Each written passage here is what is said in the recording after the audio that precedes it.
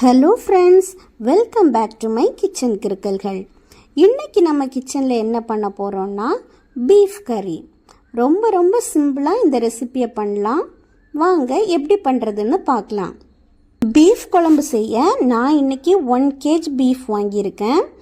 பீஃபை ஒரு 7 to 8 times நல்லா wash பண்ணி எடுத்து வச்சுருக்கேன்.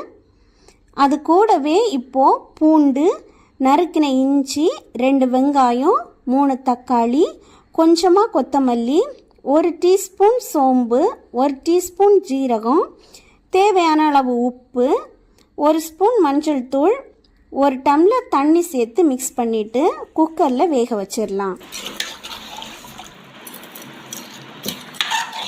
ஸ்டவ்வை ஹை ஃப்ளேமில் வச்சு வேக வைக்கணும்.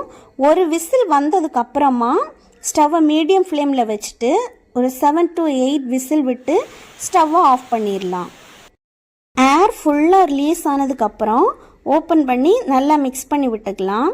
மிக்ஸ் பண்ணும்போதே நம்ம போட்டிருக்கிற வெங்காயம், தக்காளி, பூண்டு எல்லாமே நல்லா அதோட கலந்து வரும். இப்போது கிரேவி பண்ணுறதுக்கான தாளிப்புக்கு இன்னொரு கடாயில் கொஞ்சமாக எண்ணெய் ஊற்றி கடுகு போட்டுக்கலாம்.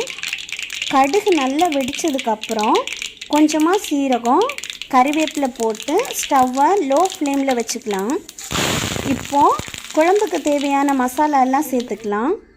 1 ஸ்பூன் மிளகாய்த்தூள், 2 ஸ்பூன் தனியாத்தூள், 1 spoon garam masala, 1 spoon meet masala, அப்படி இல்லைன்னா சிக்கன் மசாலா, மட்டன் மசாலா எது வேணுனாலும் சேர்த்து நம்ம பண்ணிக்கலாம்.